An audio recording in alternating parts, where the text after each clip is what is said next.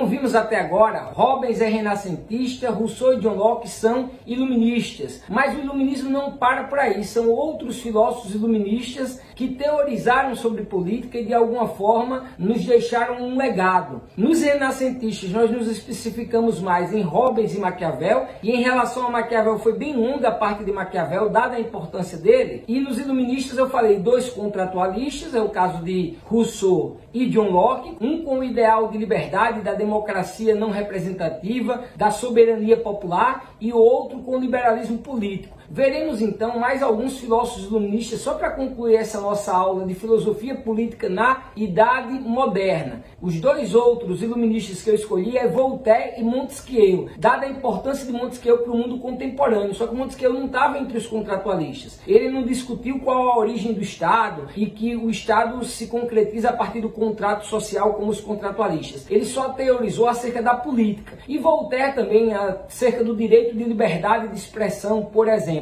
Vamos falar dos dois rapidinho. Vejamos. Vários foram os filósofos iluministas do século XVIII. Aqui nos deteremos naqueles que contribuíram com a filosofia política. Dentre eles, Barão de Montesquieu, Voltaire e Rousseau. Rousseau nós já vimos. Vamos para Montesquieu.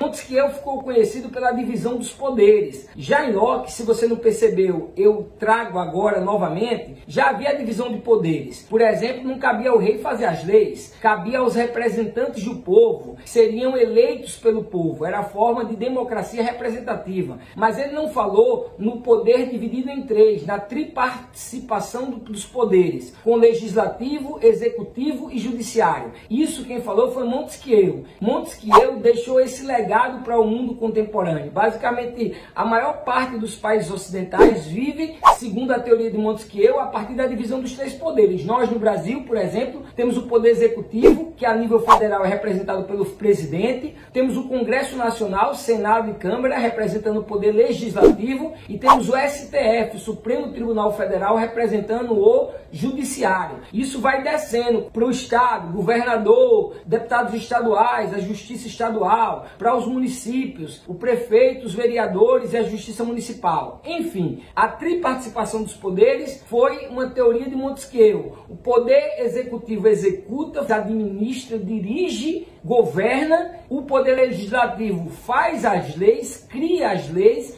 e o poder judiciário julga o cumprimento das leis, beleza? Mas vamos já ver Montesquieu. A maior contribuição filosófica de Montesquieu foi o princípio da divisão do poder político, defendendo o equilíbrio entre os poderes resultantes dessa divisão, executivo, legislativo e judiciário. Ele aprofundou a discussão iniciada por Locke, defendia o ideal iluminista, privilegiando os valores burgueses frente à decadência da aristocracia. Contudo, ele não descartava o regime monárquico e tampouco defendia a participação da população no poder político. Ele, diferente de Locke, não defendia que o povo pudesse participar da política. Ele defendia o poder dividido em três, mas isso não contava com participação popular, beleza? Continuemos. Preocupou-se com o funcionamento do governo e não com a origem ou finalidade do Estado, tal como eu falei anteriormente. Sendo assim, não foi um contratualista. Seu pensamento acerca de política restringe-se essencialmente a duas perspectivas: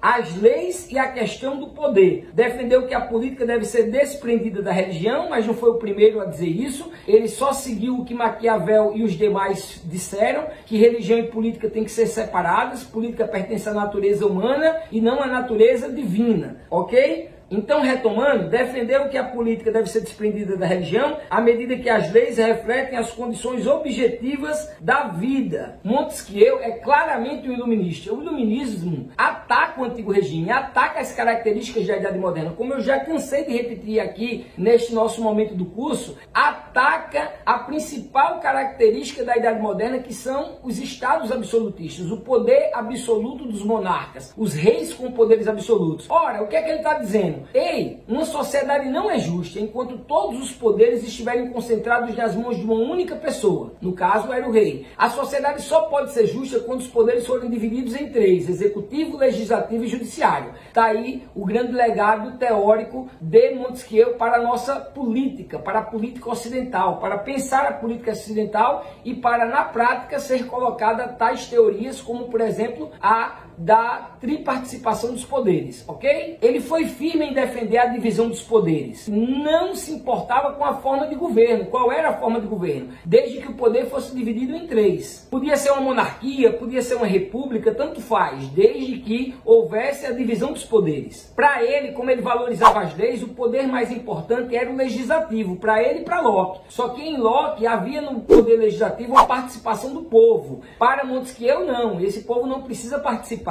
Agora, vale salientar que para Montesquieu é extremamente importante, é essencial que exista um equilíbrio, uma harmonia entre os poderes, tão discutido nos dias atuais na política brasileira, a harmonia entre os poderes, a autonomia de cada poder e o respeito entre eles, beleza? Isso Montesquieu já falava lá atrás quando teorizou sobre a divisão dos poderes, já que para ele não existe um poder soberano, todos os poderes são iguais. Repito, ele prefere o poder legislativo que faz as leis, mas todos têm soberania, todos têm autonomia e são iguais. Para impedir que um poder se sobreponha sobre o outro, ele teorizou acerca de pesos e contrapesos dos poderes. Como é que funcionaria isso? Cada poder fiscalizando uns aos outros. Então esse foi Barão de Montesquieu com a teoria que influencia a política no mundo todo, em especial no mundo ocidental. Vamos passar agora para Voltaire.